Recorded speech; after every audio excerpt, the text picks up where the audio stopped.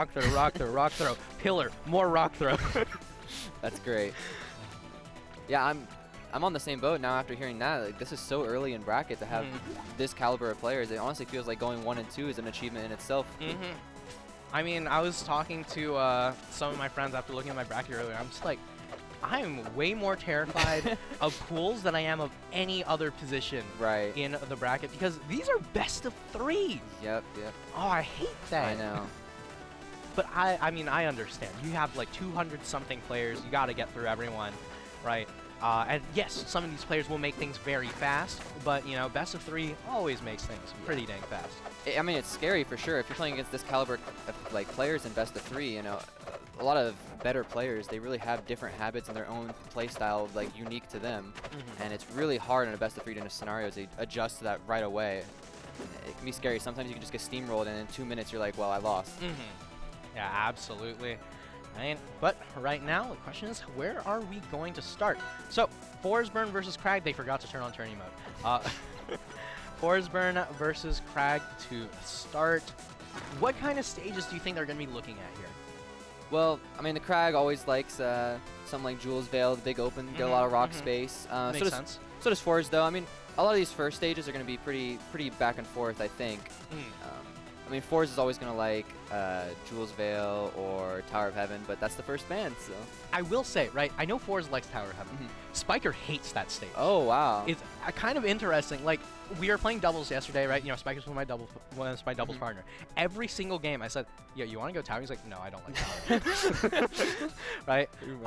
So, you know, immediately going to be taking that one off the table. I mean, considering that Spyker likes a lot of things like, you know, baby dash jab, a lot of grounded play, right? You know, something like Tower where you can play around those triplats, definitely not up his alley. Ethereal Gates, on the other hand, you know, a little bit more of that ground play and not quite as much platform. I see what you mean, playing a lot of jabs, a lot of tilts. Yeah, a lot of those baby dash jabs, you know, the Spyker classic. But, you know, Onesy, on the other hand, just looking for an in, you know, missing that one-way line. I mean, might still be looking for a little bit of, you know, that warm-up. Right. All right, and when the entire stage is just filled with smoke, it's honestly hard to tell whether or not you've got the control. Got 120 to 79%. Tried to DI for the pillar, I think. Yeah, I mean, I was just barely missing out on that pillar here. Onesy up strong, going to be able to put Spyker in a rough position, looking for another one here. Now, one thing I will say, right, I mean, I was about to... Just the raw up smash. Yeah, raw up strong. Okay, I mean, I was going to say, I think, and then go into detail. Onesy's just going to shut me up right there and just immediately even things right back up. Spyker going to fall a little bit behind in the percent here. But good jab check to start things off, and Onesy's starting to get started. Yeah, we can see as soon as Spyker didn't have that smoke to really play around, Onesy started taking a bit of control. Onesy really just has to shut down all this smoke and not let it happen. Yeah, you know, solid waveland back on the stage for Spyker here, but this rock going to take away so much of that smoke. Oh my god. Good recovery, wow. Yeah, I mean, Spyker's gotten so much better at playing like the clone there.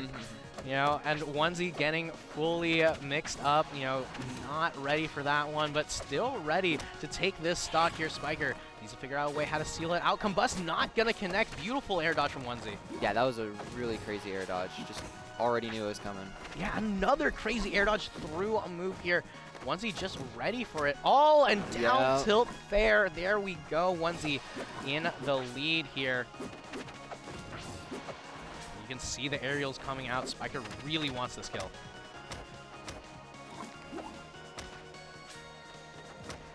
Big damage on the edge guard, though. 61% already. And Spyker just doesn't have a window to get a kill just yet. Down strong. Oh, he walked into it. No. Unfortunate for Onesy, but great for Spyker fans. 72% on the fours is nothing to scoff at, but, you know, if Spyker can get the blender started, it might not be too far away. Onesy not going to go for the up strong that time around, though. Dare bear. Scary position. Double Bear does have the combust on deck, though. And Oh, the just up the raw strong up smash. again from Onesy.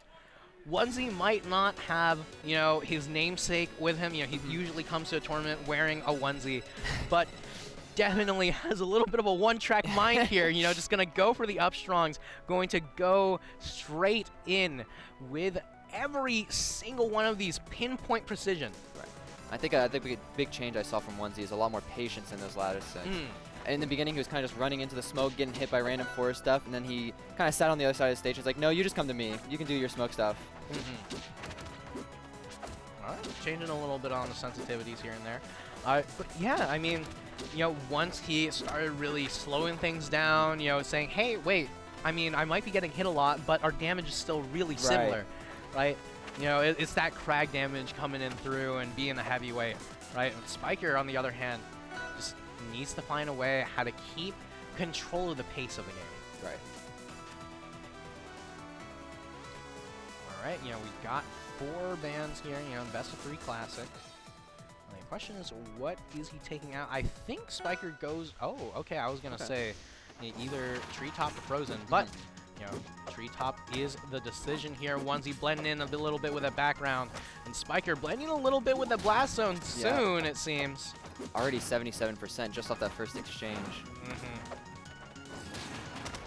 Oh, 100%.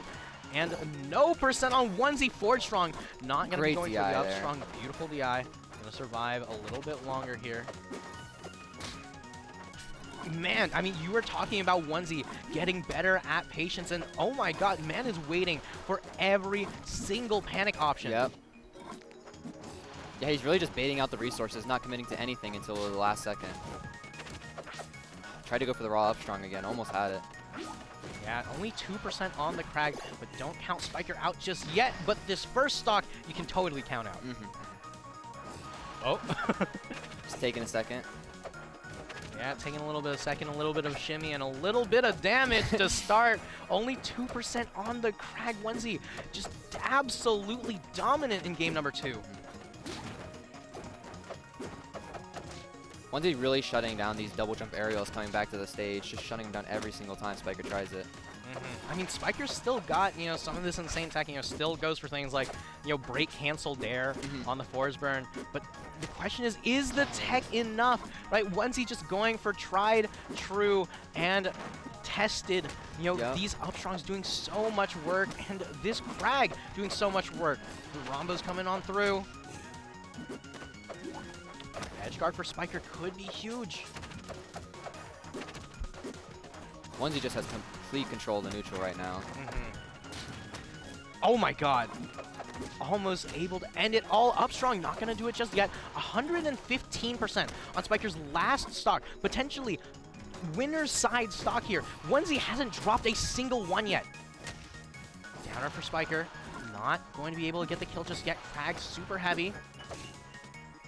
Strong not going to connect, but smoke everywhere on stage, and Spyker nowhere to be found. Goodbye, Spyker. Welcome, Onesy, to winner's side.